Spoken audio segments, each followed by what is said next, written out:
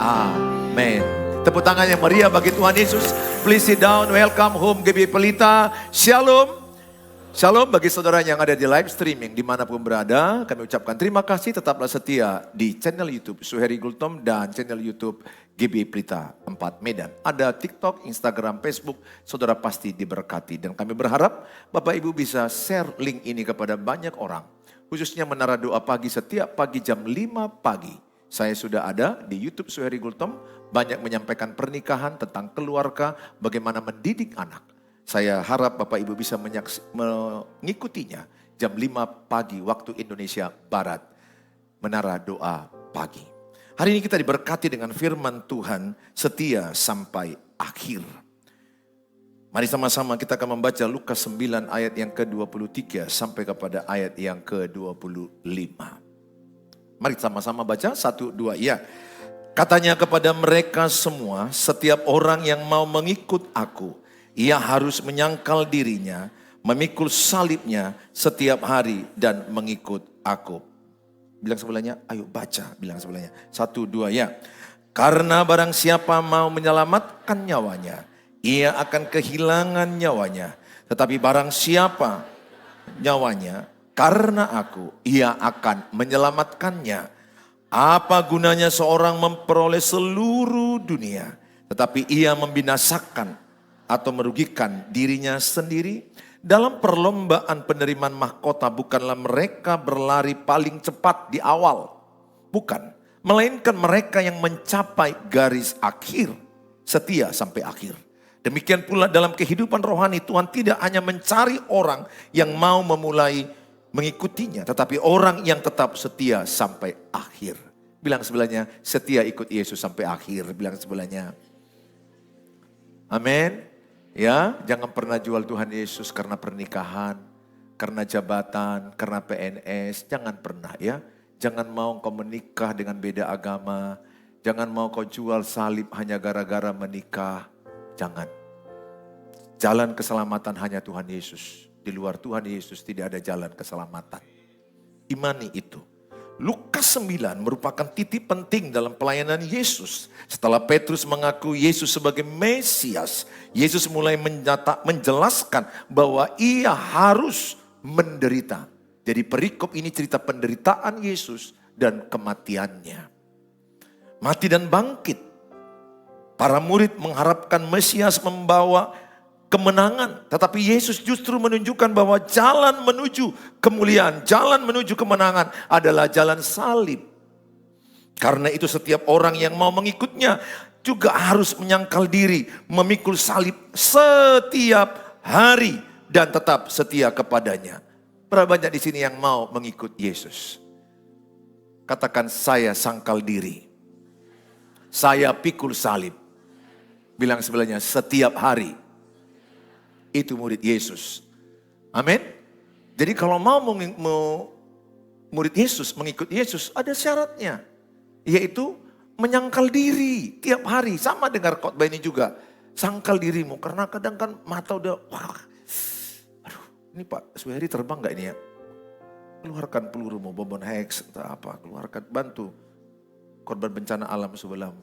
Saya berharap, saudara, sangkal diri, betul kan? Ini kan kalau kita mau ngantuk, termenung bisa aja. Memikirkan banyak masalah, tapi sangkal dirimu, fokus. Dengar firman Allah. Karena itu setiap orang yang mau mengikutnya juga harus menyangkal dirinya.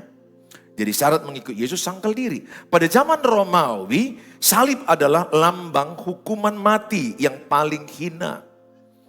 Memikul salib berarti berjalan menuju kematian.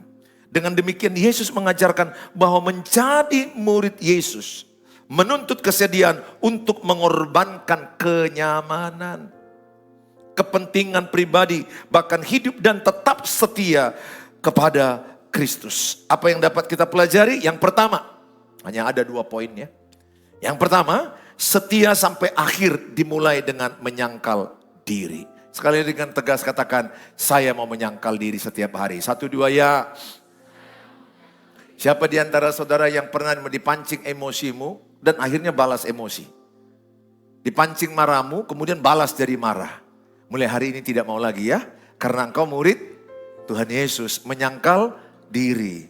Bilang sebelahnya, kalau kau pancing aku marah, aku tidak mau marah lagi. Bilang sebelahnya, bilang sebelahnya, bilang sebelahnya, kau sering kali mancing aku. Bilang sebelahnya, sering kali, suka kali kau mancing-mancing aku. Janganlah bilang ya.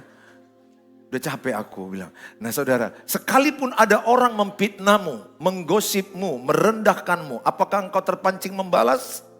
Tidak, itu sangkal diri. Mau kita kan kalau orang jahat sama kita, kita balas dengan jahat. Alkitab bilang apa? Tampar pipi kanan, kasih pipi kiri. Kalau manusia kita apa? Ditampar pipi kanan, kita kasih kaki kanan. Itu manusiawi kita.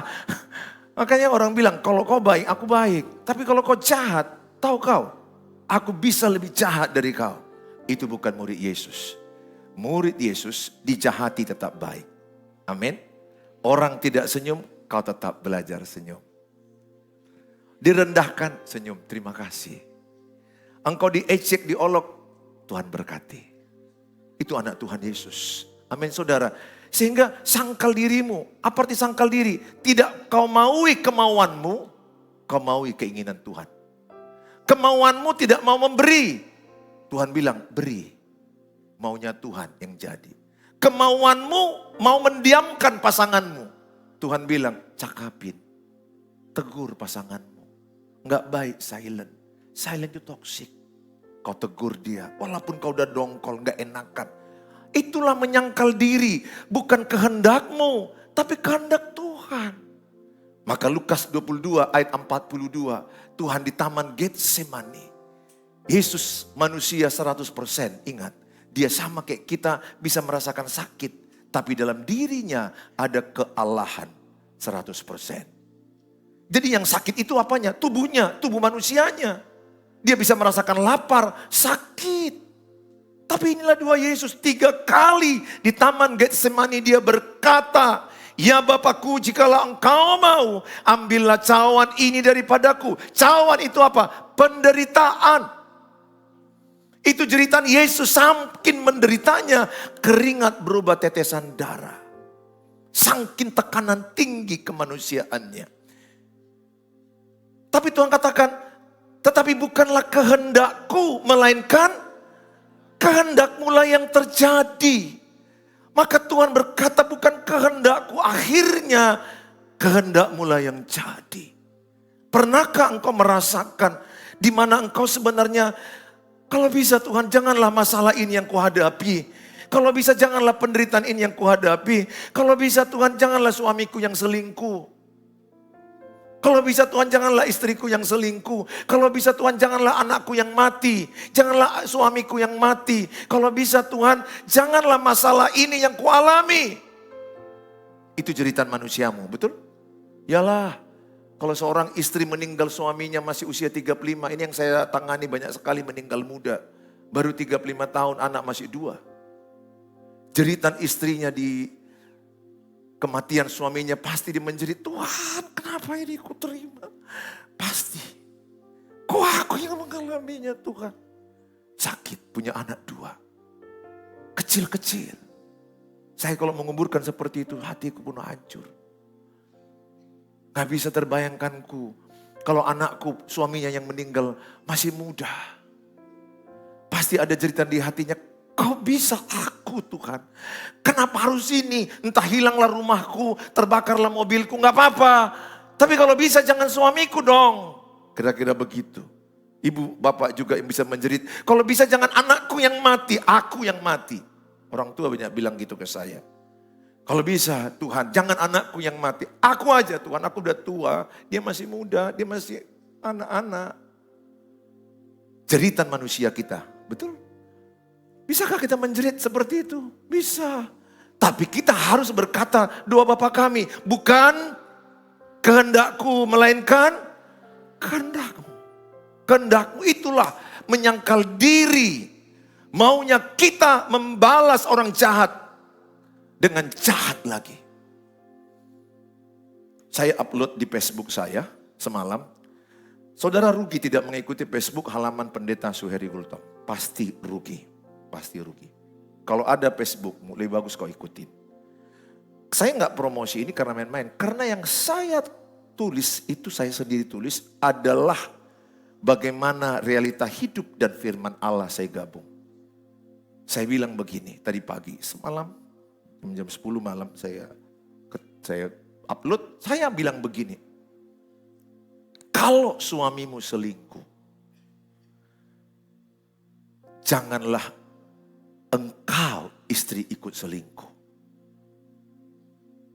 Karena banyak kutangani, suami selingkuh, istri selingkuh, anak hancur habis-habisan. Itu di mataku langsung.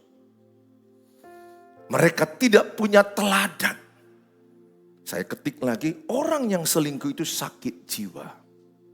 Sakit mental.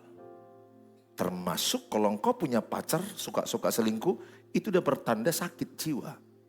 Jangan kau lanjutkan pernikahan sama orang yang sakit jiwa. Udah tahu kau dia selingkuh, kau lanjutkan.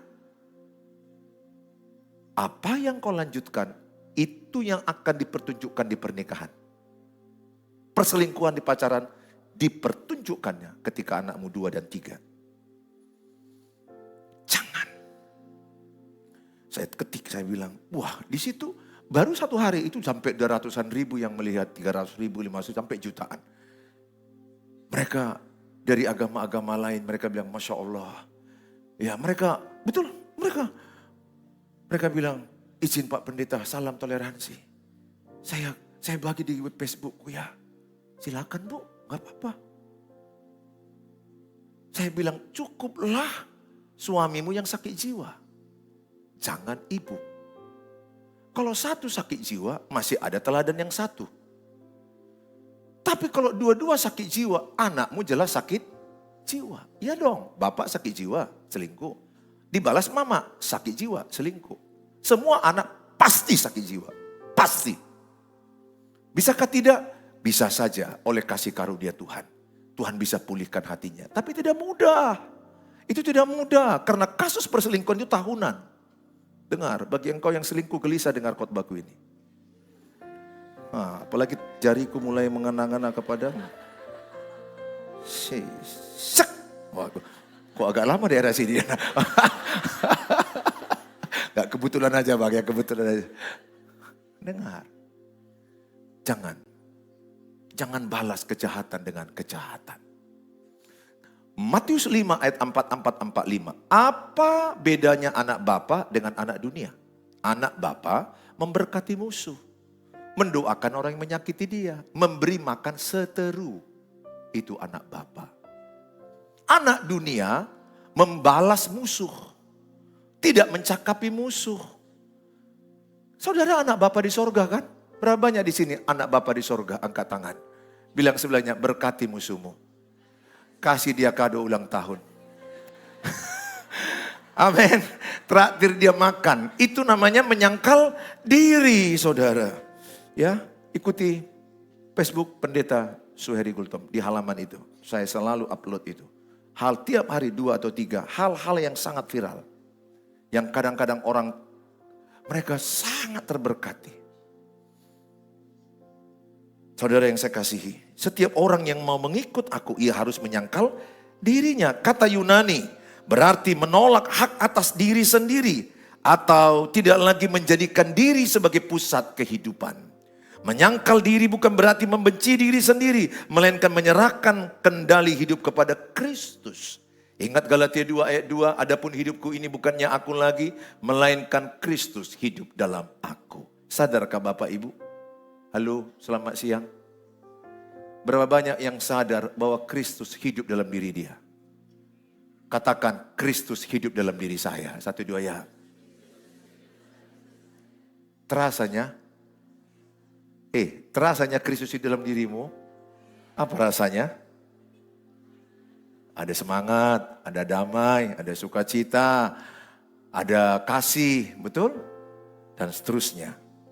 Secara alamiah manusia ingin hidup menurut keinginannya sendiri. Kan kita banyak kali inginku sendiri. Tapi kita kan sudah berkata, hidupku telah ditebus oleh darah Yesus. Amin.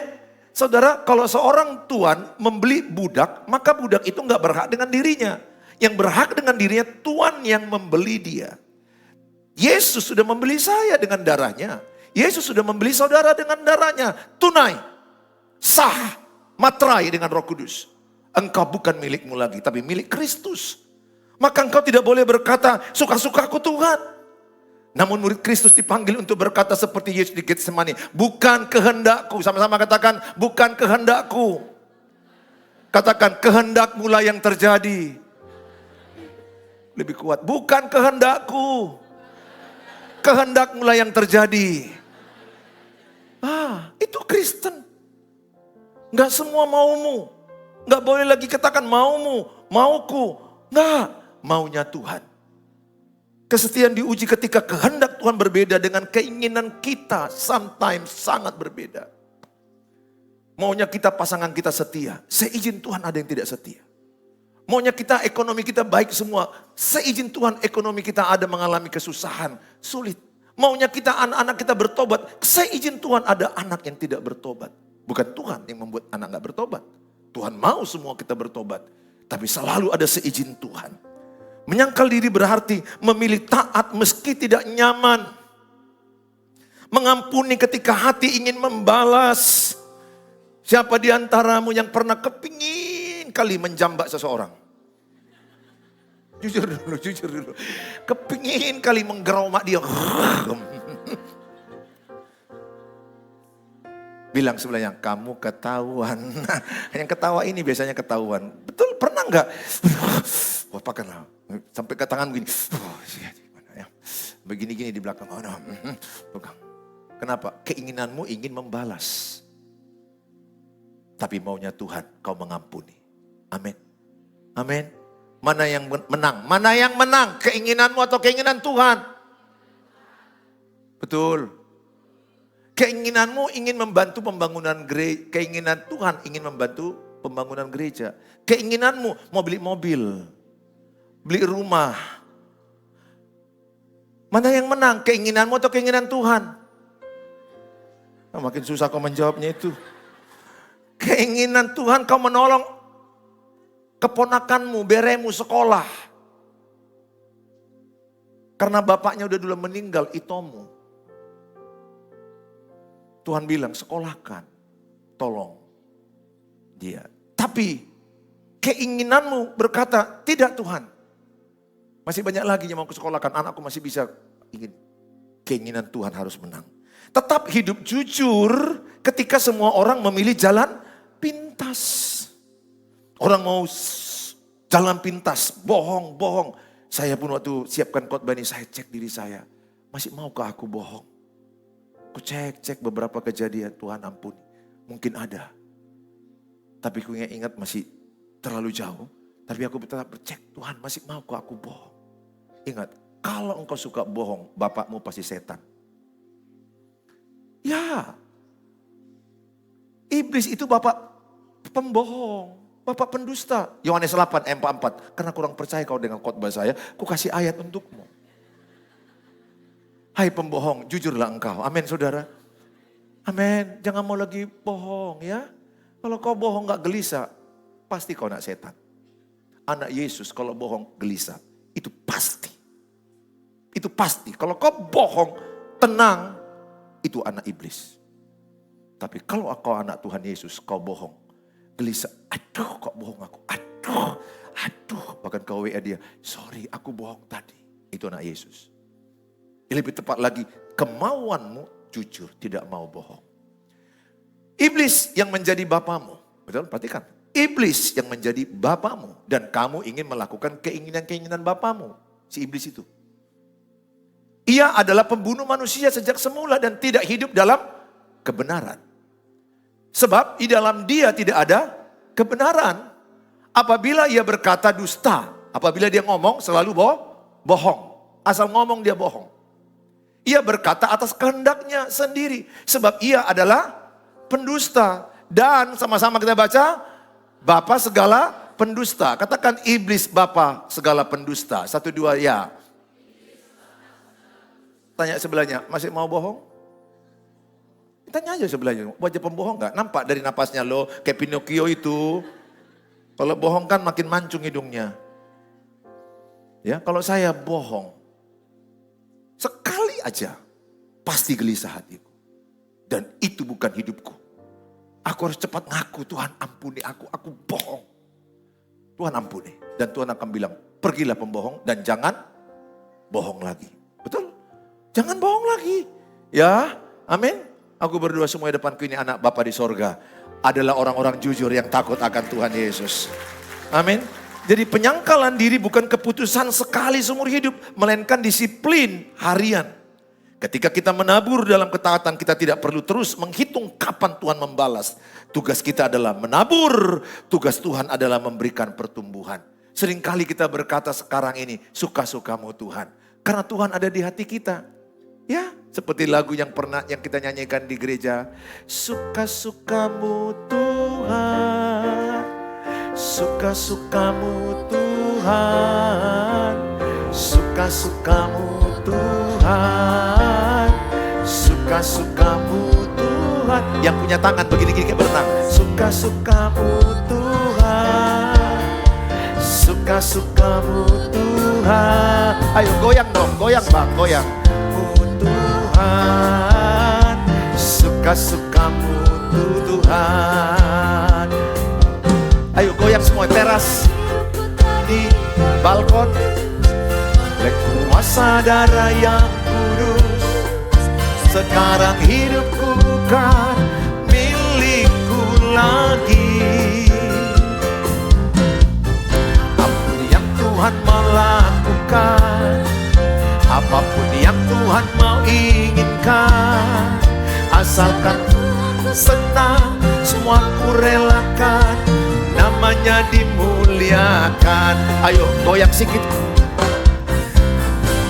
Suka-sukamu Tuhan, suka-sukamu Tuhan. Geraknya begini.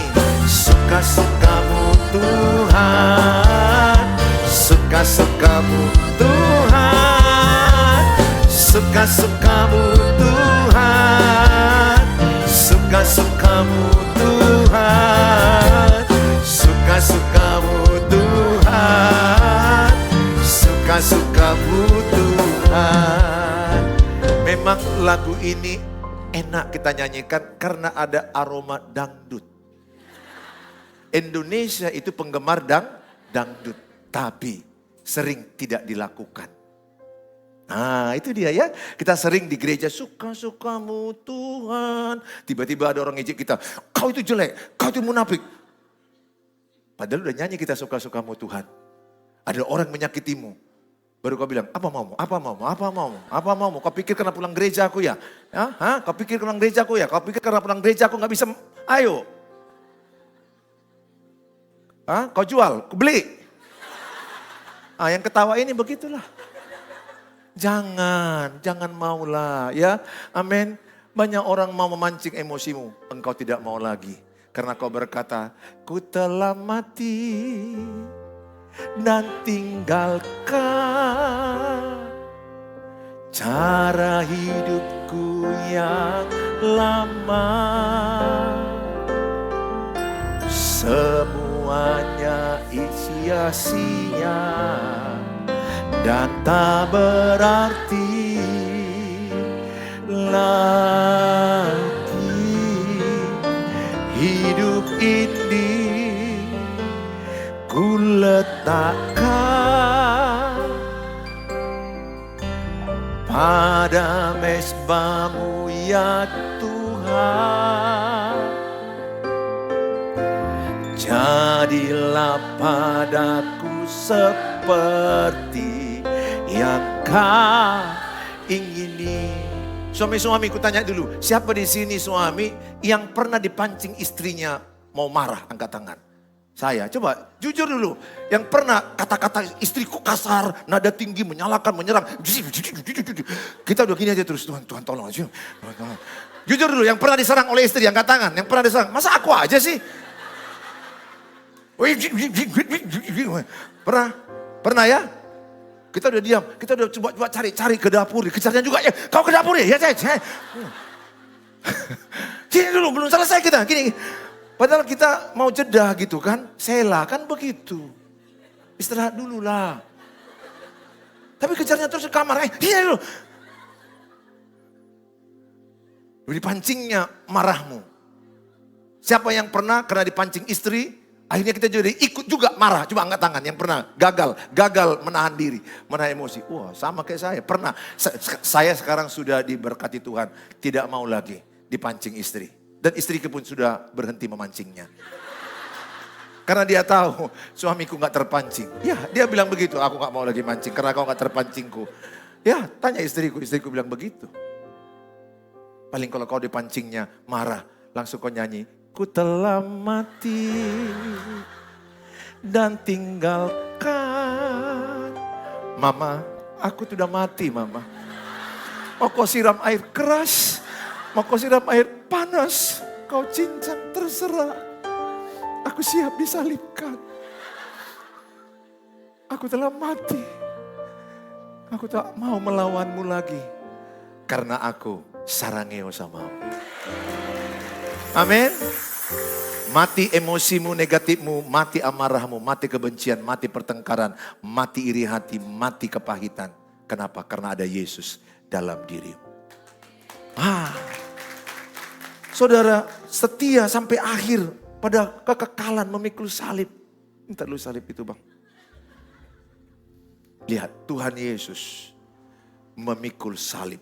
Maka dia bilang apa? Syarat mengikut aku pikul salib.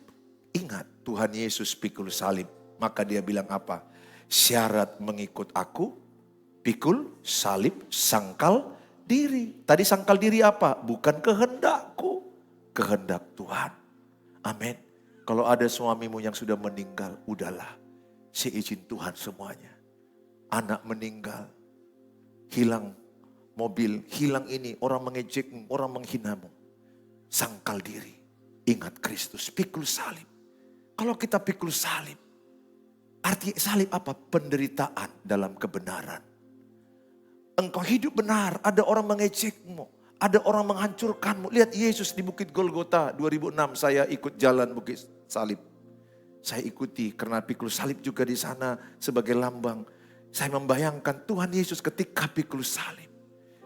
Apa arti salib? Ketaatan, kesetiaan, pengorbanan. Setiap engkau yang pikul salib, engkau murid Yesus. Setiap orang yang ikut Yesus ada penderitaan.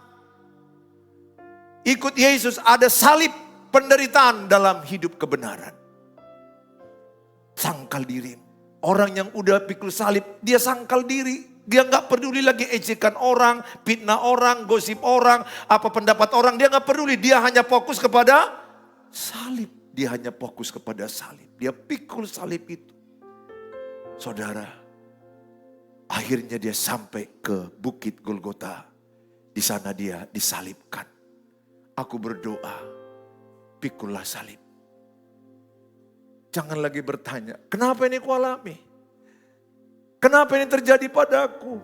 Sampai kapan Tuhan? Jangan. Setiap orang ikut Yesus ada penderitaan, ada salib. Berdamailah engkau dengan salibmu. Pikullah, permintaanmu apa? Pargogo ya Tuhan. Kuatkan aku pikul penderitaan ini. Kalau istrimu yang selingkuh, maka suami menjadikan istrinya salibnya. Kalau suamimu yang selingkuh, istri memikul salib suami. Penderitaan. Saudara, anak-anakmu yang belum bertobat, jadi salib bagimu. Terus engkau hidup dalam kebenaran. Dalam Wahyu 2 ayat yang ke-10. Dalam kitab Wahyu 2 ayat 10, firman Tuhan kepada kita. Jangan takut terhadap apa yang harus engkau derita. Jangan takut apa yang harus kau derita. Sesungguhnya iblis akan melemparkan beberapa orang dari antaramu ke dalam penjara supaya kamu apa? Dicobai dan kamu akan beroleh kesusahan selama 10 hari. Hendaklah engkau apa? Setia sampai mati. Katakan, saya setia sampai mati. Dan Tuhan akan mengaruniakan kepadamu apa? Mahkota kehidupan. Pikul salibmu. Jangan takut dengan penderitaanmu. Setialah sampai mati. Dan terimalah mahkota kehidupan di sorga yang kekal. Haleluya. Dengan iman kita datang kepada Tuhan. Kekuatan di jiwaku. Mari kita mengiring Yesus seumur hidup kita. Walaupun banyak penderitaan, kesusahan, tapi engkau tetap mengikut Yesus sampai akhir hidupmu.